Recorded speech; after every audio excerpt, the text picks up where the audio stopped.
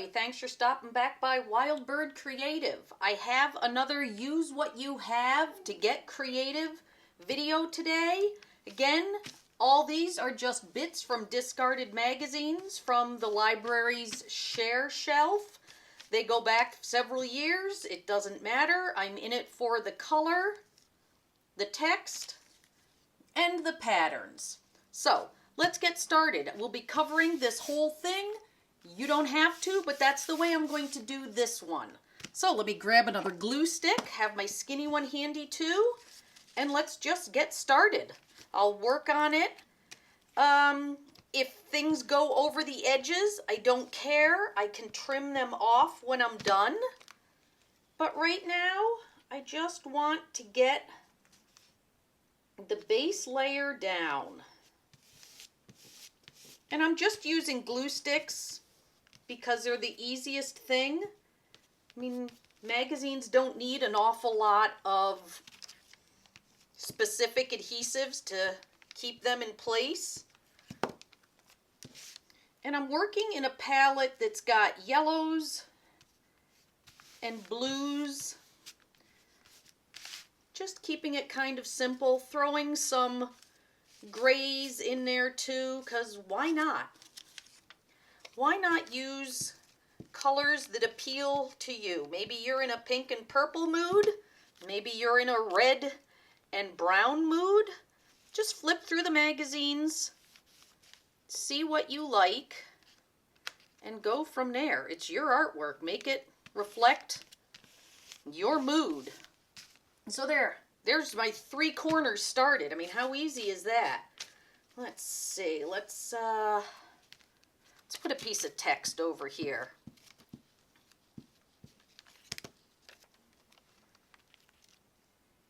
Just slide it right in to the edge. Now, I have found that Vanity Fair is great for having lots of big blocks of text. Good Housekeeping is good for patterns and bold colors. So as you're looking around, just keep that in mind. And when I cut mine up, they're not perfectly square. You can always trim them up as you go. Again, there's no real right or wrong way to do this. The big thing is it's a great chance for you to work on your composition skills because you can sit and decide how you want things to be. You can lay them out dry and then come back and glue them down. Just think about how the colors work near each other.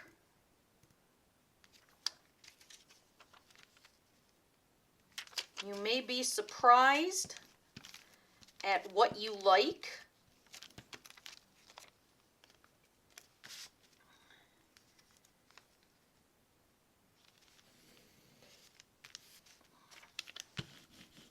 I'm going to run my brayer over this. If you don't have a brayer, you can use a rolling pin. You can use the side of a nice wine bottle that's the same all the way down. There's ways to do things without having to go out and buy special supplies. I'm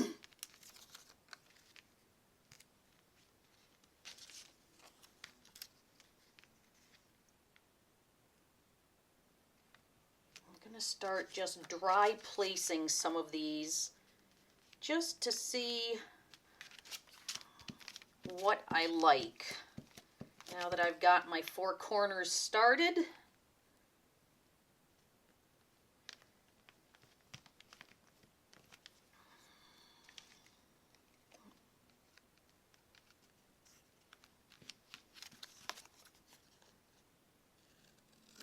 I'll just trim off that little bit of extra. Now I have type that is not necessarily full words. It's just bits and pieces that you can cut up however you want. again, it's all just fun. You're just making like a crazy quilt collage. This is great practice for deciding what colors you like, what lines you like. Look at what I've got here.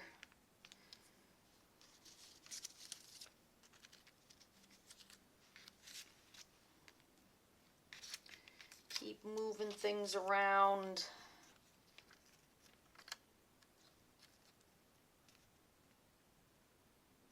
Yeah, let's put that one there. Again, I'll just trim off any extra.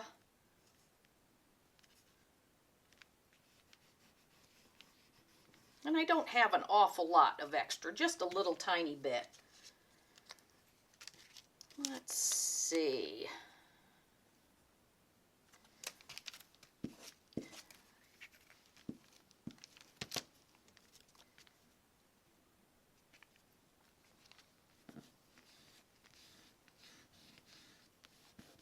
This ends up with kind of an urban feel to it, as if you were looking at a wall that had a poster on it. I don't know if I like this one or not. You know, I'm going to set him aside for right now and keep moving on. Slap this guy back on here where I had it, because I do want to use that. Let's put this kind of sparkly one there.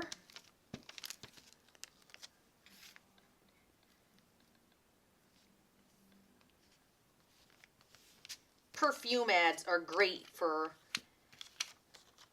bright colors. Just something to keep in mind.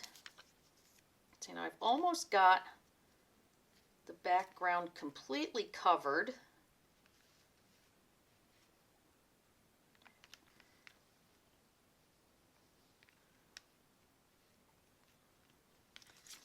Just keep on going on. I think I'm going to take the black off of this one. It's just a little too bold. Use him in something else. Didn't quite get all of that off.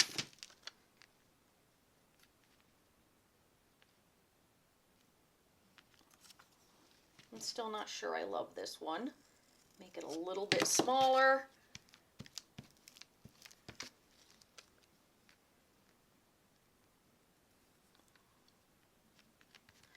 Put it right there. Got this little piece of granite too that I do like. And I've got lots of bits of text too that I'm going to start placing on here.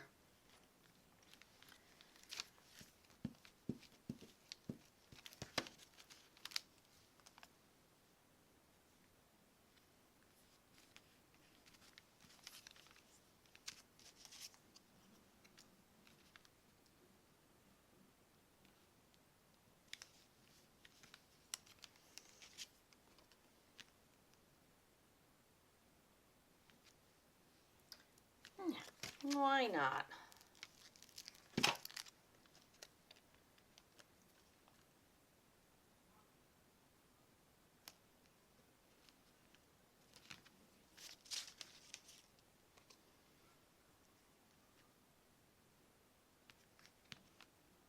Nope, I don't like that one there actually. Let's peel him up.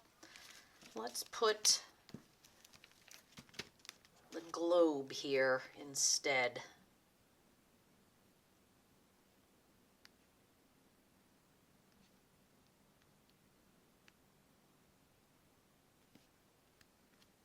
Yeah, and then let's put this one going off the edge, and I will just trim it when I'm done.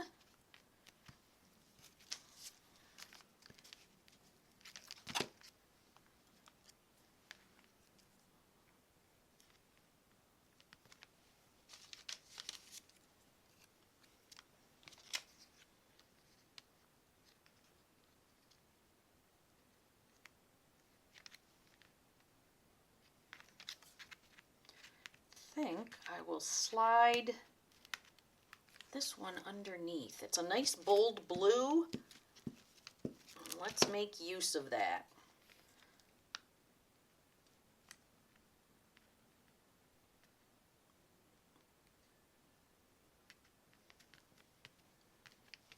Now I'm going to put my big text down. And I'm just going to have it coming out from the yellow as if it was tucked behind there.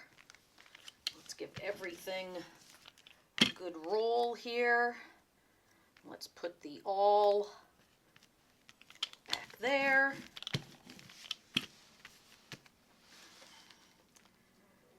I'm going to actually scooch this one a little bit. I'm going to be a little picky here. Just lift it up and carefully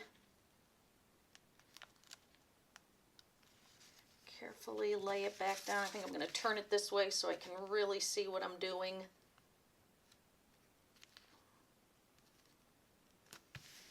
There we go.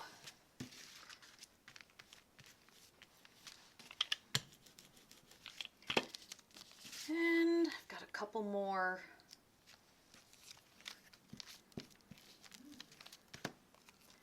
globes. This one is going off the edge.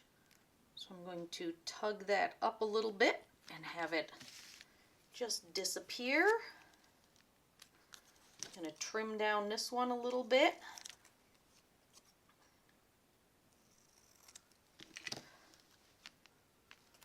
You can see it's just like doing a puzzle in your very own way.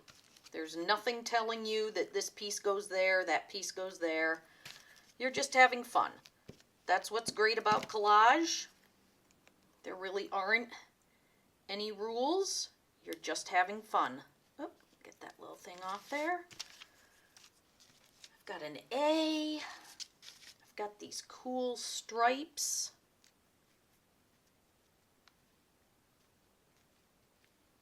I'm going to put them somewhere along here. Let me just lay that there for a second while I think about it. I'm at the stage where now I'm just kind of mulling things over and deciding where I want them to go. So I can lay things out and come back and glue them down.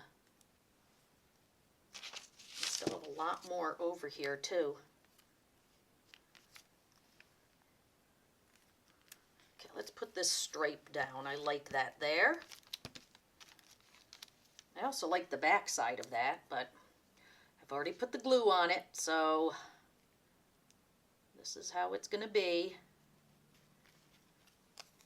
And this fun one, it kind of has a dot pattern to it. I think I'll break up the text with that. Now, this is a long video. Normally I would have music going and I would speed it up. But this time I decided let's just discuss it while we go.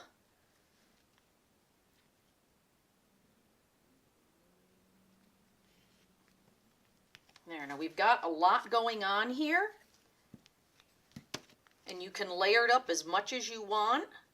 But look, I mean, it's old magazines. You kind of can't go wrong. You're making use of them. They're not heading to the landfill immediately. Have fun. Go wild. Get a variety of magazines. Get magazines that normally you might not have any interest in, because you might be surprised at what you can make from a magazine that's maybe about fishing or backpacking. Keep your mind open. Keep thinking about what you can do with things and how you want things to look. Trim that down a little bit and the A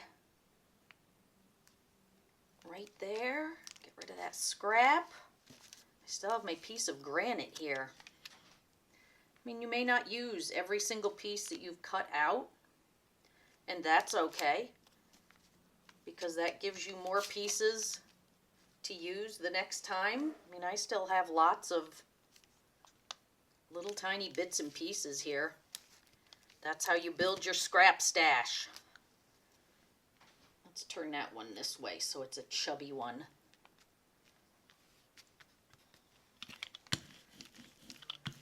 Roll everything out. I'm going to trim it up. I'll show it to you at the very end all trimmed up in an overlay. But that's it, people. That's all there is to this. Like I said, I still have scraps left here that I can use. And if I feel like adding something else, I can. I might do that. I might not. Anything is possible. But for now, I like the way it is. I like the details. I like the lines. I like the fact I've got some new scraps over here for a future project. I mean, how easy was this, though? Didn't take, well, I guess we're at 16 minutes, but it didn't take too long. Grab a magazine, sit down with your scissors while you're watching TV or relaxing, and cut out a bunch of stuff, and then just have fun making a collage. You know, I mean, what have you got to lose? A few minutes of cutting time? It's not like you're committing hours and hours and hours and ending up with something that you spent a lot of money on. You're just having fun. Okay, I'm going to trim this up, and then I'll show it to you at the end. Thanks for stopping by. Wild Bird Creative.